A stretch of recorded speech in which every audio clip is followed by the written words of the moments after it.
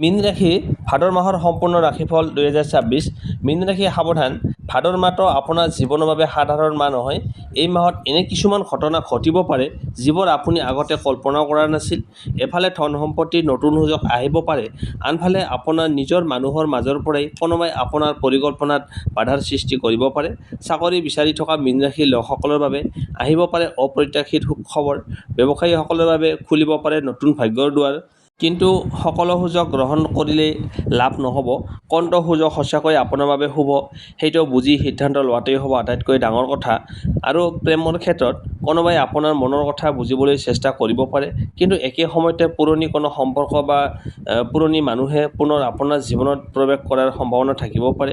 এই ভাদৰ মাহত কোন তাৰিখত ভাগ্য শক্তিশালী হ'ব পাৰে, ক'ৰ পৰা ধন লাভৰ সুযোগ আহিব পাৰে, কাক বিশ্বাস কৰিব নালাগে আৰু কোনটো সৰু ভুলে আপোনাৰ ডাঙৰ ক্ষতি কৰিব পাৰে, এই সকলো কথা জানিবলৈ ভিডিঅ'টো শেষলৈকে নিশ্চয় চাব।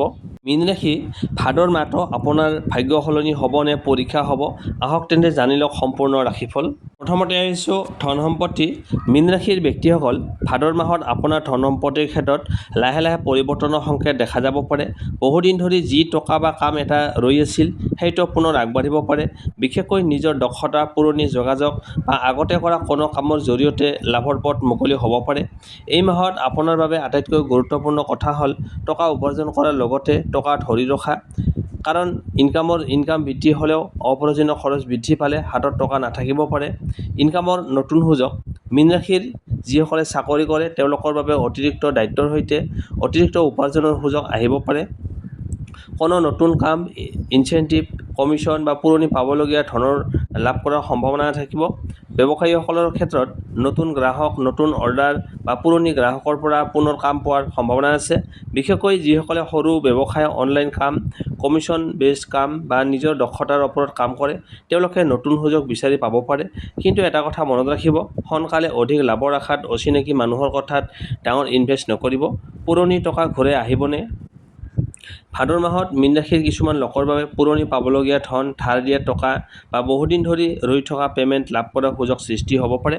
যদি কোনোবাই আপোনাৰ টকা বহুদিন ধৰি দি থকা নাই, তেন্তে এই সময়ত শান্তভাৱে যোগাযোগ কৰক, কিন্তু খঙেৰে বা কাজিয়াৰে নহয়। লিখিত হিচাপ আৰু প্ৰমাণৰ সৈতে আগবাঢ়ক। খঙৰ ক্ষেত্ৰত সাৱধান। এই মাহত ঘৰ সংসাৰ, সন্তান, স্বাস্থ্য, যাত্ৰা বা কোনো হঠাৎ প্ৰয়োজনৰ বাবে অতিৰিক্ত খৰচ হ'ব পাৰে। আপুনি হয়তো ভাবিব এইটো এতিয়া কিনি লওঁ নে পিছত টকা আহিব, কিন্তু এইদৰে সৰু সৰু খৰচ জমা হৈ মাহটোৰ শেষত ডাঙৰ প্ৰেছাৰ সৃষ্টি কৰিব পাৰে। সেয়েহে ভাদৰ মাহত এটা নিয়ম মানি চলক। প্ৰথমতে প্ৰয়োজন, তাৰপিছত ইচ্ছা। সম্পত্তিৰ যোগ। মীন ৰাশিৰ যিসকলে ঘৰ, মাটি, গাড়ী বা অন্য কোনো সম্পত্তি কিনা বেচাৰ কথা ভাবি আছে তেওঁলোকে খৰধৰ নকৰাই ভাল। কোনো সম্পত্তি, কাগজ-পত্ৰ, মালিকীস্বত্ব, ঋণ বা আগৰ কোনো সমস্যা আছে নেকি সকলো ভালদৰে পৰীক্ষা কৰক। কোনো আত্মীয় বা চিনাকি ব্যক্তিয়ে এই সুযোগটো এতিয়াই লওক বুলি হেঁচা দিলেও নিজৰ সিদ্ধান্ত নিজে লওক। অংশীদাৰী ব্যৱসায়। এই মাহত অংশীদাৰী ব্যৱসায়ৰ সুযোগ আহিব পাৰে, কিন্তু ইয়াতে আপোনাৰ বাবে এটা ডাঙৰ সাৱধানবাণী আছে। মূলতঃ মুখৰ কথাত অংশীদাৰী নকৰিব। লাভ কেনেকৈ ভাগ হ'ব, ইনভেষ্ট কোনে কৰিব, ক্ষতি হ'লে কোনে দায়িত্ব ল'ব, এই সকলো কথা আগতেই স্পষ্ট কৰক।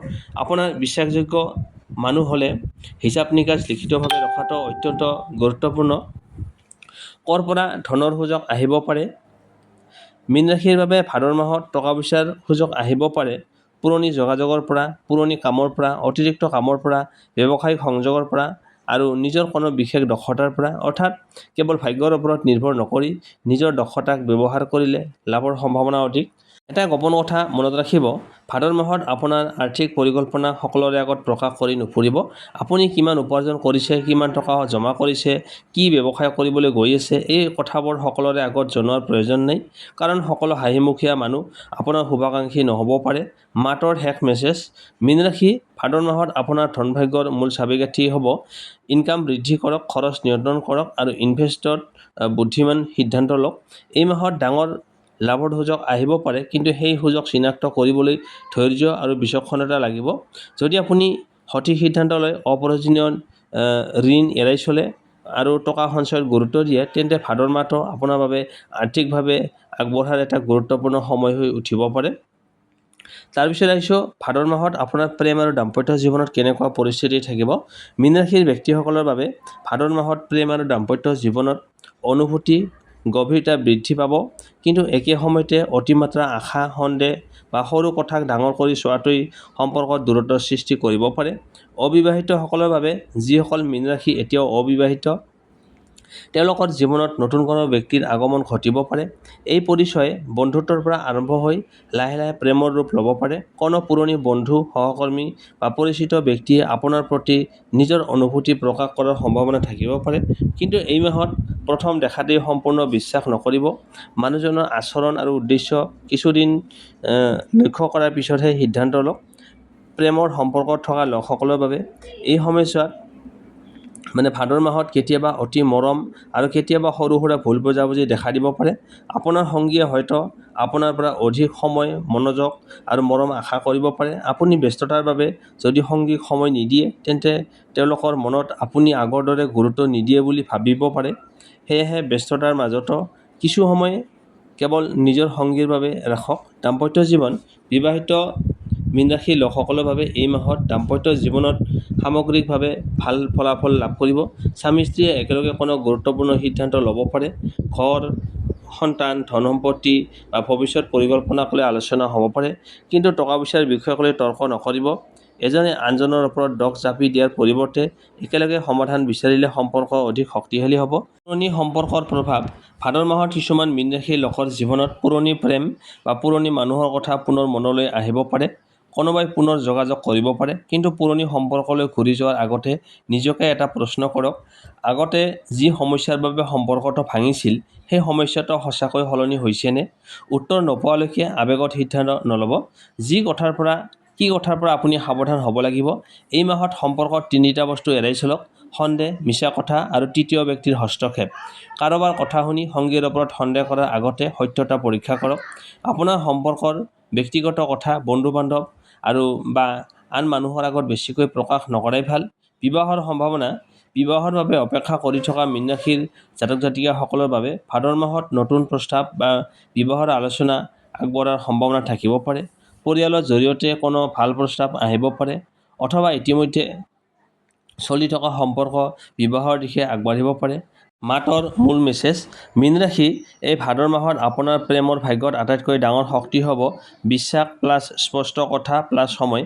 আপুনি যদি আপোনাৰ সংগীক সময় দিয়ে, তেওঁৰ কথা মন দি শুনে আৰু সন্দেহৰ পৰিৱৰ্তে বিশ্বাসক গুৰুত্ব দিয়ে, তেন্তে এই মাহত সম্পৰ্ক আৰু গভীৰ আৰু শক্তিশালী হ'ব পাৰে। তাৰপিছত আহিছোঁ কৰ্মজীৱন, চাকৰি আৰু ব্যৱসায়। মীন ৰাশিৰ ব্যক্তিসকলৰ বাবে ভাদৰ মাহটো কৰ্মক্ষেত্ৰত নতুন দায়িত্ব, নতুন সুযোগ আৰু কিছু গুৰুত্বপূৰ্ণ সিদ্ধান্তৰ মাহ হ'ব পাৰে। আপুনি বহুদিন ধৰি যি পৰিৱৰ্তনৰ অপেক্ষা কৰি আছিল, তাৰ কোনো এটা সংকেত এই মাহত লাভ কৰিব পাৰে। চাকৰিয়ালসকলৰ বাবে, চাকৰি কৰা মীন ৰাশিৰ লোকসকলৰ ওপৰত নতুন দায়িত্ব আহিব পাৰে। প্ৰথমতে এই দায়িত্ব বোজা যেন লাগিলেও পিছলৈকে ইয়ে আপোনাৰ দক্ষতা প্ৰমাণ কৰাৰ সুযোগ হৈ উঠিব পাৰে। আপোনাৰ কাম কোনো উচ্চপদস্থ ব্যক্তিৰ নজৰত পৰিব পাৰে। সেয়েহে এই সময়ত কামত এলেহুৱা নকৰি আৰু সময়মতে দায়িত্ব সম্পূৰ্ণ কৰিবলৈ চেষ্টা কৰক। যিসকলে চাকৰি সলনি কৰাৰ কথা ভাবিছে, তেওঁলোকৰ বাবে নতুন সুযোগৰ খবৰ আহিব পাৰে, কিন্তু কেৱল অধিক দৰমহাৰ আশাত তৎক্ষণাত সিদ্ধান্ত নলৈ নতুন চাকৰিৰ স্থায়িত্ব, পৰিৱেশ আৰু সুযোগ সুবিধা ভালদৰে পৰীক্ষা কৰক। চাকৰি বিচাৰি থকা সকলৰ বাবে, যিসকলে চাকৰি বিচাৰি আছে, তেওঁলোকৰ বাবে এই মাহত হতাশ নহ'ব। আগতে আবেদন কৰা কোনো চাকৰিৰ পৰা পুনৰ যোগাযোগ আহিব পাৰে। পৰিচিত ব্যক্তি বা বন্ধুৰ জৰিয়তেও কোনো সুযোগ লাভ কৰাৰ সম্ভাৱনা থাকিব পাৰে। এটা সুযোগ হেৰুৱালে আন এটা সুযোগৰ বাবে চেষ্টা বন্ধ নকৰিব। পদোন্নতি আৰু সন্মান, কৰ্মক্ষেত্ৰত আপোনাৰ পৰিশ্ৰমৰ ফল লাহে লাহে পোৱাৰ সম্ভাৱনা আছে। কিছুমান মীন ৰাশিৰ লোকে নতুন পদ, অধিক দায়িত্ব বা কামৰ ক্ষেত্ৰতো সন্মান লাভ কৰিব পাৰে, কিন্তু সহকৰ্মীৰ সৈতে অযথা প্ৰতিযোগিতা বা তৰ্ক জড়িত নহ'ব। আপোনাৰ কামেই আপোনাৰ পৰিচয় হওক। ব্যৱসায়ীসকলৰ বাবে মীন ৰাশিৰ ব্যক্তিসকলৰ এই ভাদৰ মাহত ব্যৱসায়ত বৃদ্ধি কৰাৰ সুযোগ আহিব পাৰে। নতুন গ্ৰাহক, নতুন অৰ্ডাৰ বা পুৰণি ব্যৱসায়িক যোগাযোগ সৃষ্টি হ'ব পাৰে। পুৰণি গ্ৰাহকৰ সৈতে সম্পৰ্ক ভাল ৰাখিলে পুনৰ কাম পোৱাৰ সম্ভাৱনা বৃদ্ধি পাব। বিশেষকৈ যিসকলে অনলাইন ব্যৱসায়, খাদ্য, কাপোৰ, সৌন্দৰ্য, শিক্ষা, পৰামৰ্শ বা সৃষ্টিশীল কামৰ সৈতে জড়িত, তেওঁলোকৰ বাবে নতুন সুযোগ সৃষ্টি হ'ব পাৰে। অংশীদাৰী ব্যৱসায়, কোনো নতুন ব্যক্তিয়ে আপোনাক আপোনাক অংশীদাৰী ব্যৱসায়ত প্ৰস্তাৱ দিব পাৰে। সুযোগটো লাভজনক হ'ব পাৰে, কিন্তু মুখৰ কথাত বিশ্বাস কৰি টকা ইনভেষ্ট নকৰিব। লাভ লোকচান, ইনভেষ্ট, দায়িত্ব আৰু টকাৰ লেনদেন সকলো কথা লিখিতভাৱে স্পষ্ট কৰি লওক। ব্যৱসায়ত সাৱধানতা। এই মাহত অতিৰিক্ত বাকী বা ধাৰত সামগ্ৰী দিয়াৰ ক্ষেত্ৰত সাৱধান হওক। চিনাকি মানুহ বুলি সকলোকে বিশ্বাস নকৰিব। বিশেষকৈ ডাঙৰ অৰ্ডাৰ বা ডাঙৰ লেনদেনৰ আগতে পে'মেণ্ট আৰু কাগজ-পত্ৰ নিশ্চিত কৰক। নতুন কাম আৰম্ভ কৰাৰ যাওক। নিজা ব্যৱসায় বা নতুন কাম আৰম্ভ কৰাৰ পৰিকল্পনা কৰি থকা মীন ৰাশিৰ লোকসকলৰ বাবে ভাদ মাহত সেই পৰিকল্পনাক বাস্তৱ ৰূপ দিয়াৰ বাবে প্ৰস্তুতি চলাব পাৰে। কিন্তু প্ৰথমতে সৰু পৰিসৰত আৰম্ভ কৰি বজাৰ আৰু গ্ৰাহকৰ প্ৰতিক্ৰিয়া লক্ষ্য কৰাটো অধিক বুদ্ধিমানৰ কাম হ'ব। কৰ্মজীৱনৰ মূল মেছেজ। মীন ৰাশি, ভাদ মাহত আপোনাৰ বাবে এটা কথাই আটাইতকৈ গুৰুত্বপূৰ্ণ। সুযোগ আহিব, কিন্তু সুযোগক সফলতালৈ লৈ যাব আপোনাৰ পৰিশ্ৰম আৰু সিদ্ধান্তই। চাকৰি হওক বা ব্যৱসায় হওক, আৱেগত নহয় পৰিকল্পনা কৰি আগবাঢ়ক। এই মাহত আপোনাৰ বাবে নতুন দুৱাৰ খুলিব পাৰে, কিন্তু সেই দুৱাৰেদি কিমান দূৰ আগবাঢ়িব পাৰিব সেয়া নিৰ্ভৰ কৰিব আপোনাৰ ধৈৰ্য, দক্ষতা আৰু সঠিক সময়ত লোৱা সিদ্ধান্তৰ ওপৰত। তাৰপিছত আহিছোঁ স্বাস্থ্য আৰু শিক্ষা ক্ষেত্ৰ। মীন ৰাশিৰ বাবে ভাদ মাহত স্বাস্থ্যৰ ক্ষেত্ৰত নিজৰ দৈনন্দিন ৰুটিনৰ প্ৰতি অধিক মনোযোগ দিয়াটো গুৰুত্বপূৰ্ণ। কামৰ প্ৰেছাৰ, অনিয়মীয়া টোপনি বা খাদ্যৰ অভ্যাসৰ বাবে কেতিয়াবা ভাগৰুৱা অনুভৱ হ'ব পাৰে। বিশেষকৈ টোপনি, হজম বা মানসিক চাপৰ প্ৰতি সাৱধান হওক। সময়মতে খাদ্য গ্ৰহণ কৰক আৰু পৰ্যাপ্ত পৰিমাণে পানী খাওক। অতিৰিক্ত তেলজাতীয় খাদ্য, জ্বলা, মছলা বা বাহিৰৰ খাদ্য কমাই সন্তুলিত আৰু পুষ্টিকৰ খাদ্য গ্ৰহণ কৰাটো ভাল। নিয়মীয়াকৈ অলপ খোজ কঢ়া, ব্যায়াম বা যোগাসনৰ অভ্যাসে শৰীৰ আৰু মন দুয়োটাকে সক্ৰিয় ৰখাত সহায় কৰিব। যদি কোনো পুৰণি স্বাস্থ্য সমস্যা থাকে বা কোনো নতুন লক্ষণ দেখা দিয়ে, নিজে অনুমান কৰি চিকিৎসা নকৰি চিকিৎসকৰ পৰামৰ্শ লওক। শিক্ষা, ছাত্ৰ-ছাত্ৰীসকলৰ বাবে ভাদ মাহটো মনোযোগ আৰু পৰিশ্ৰম বৃদ্ধি কৰাৰ সময়। প্ৰথমতে পঢ়াত মন নবহিব পাৰে, কিন্তু এটা নিৰ্দিষ্ট ৰুটিন বনাই চলিলে ফলাফল উন্নত হ'ব পাৰে। বিশেষকৈ পৰীক্ষাৰ প্ৰস্তুতি চলাই থকা ছাত্ৰ-ছাত্ৰীসকলৰ ক্ষেত্ৰত শেষ মুহূৰ্তলৈকে অপেক্ষা নকৰি প্ৰতিদিনে অলপ অলপকৈ ৰিভাইজন কৰক।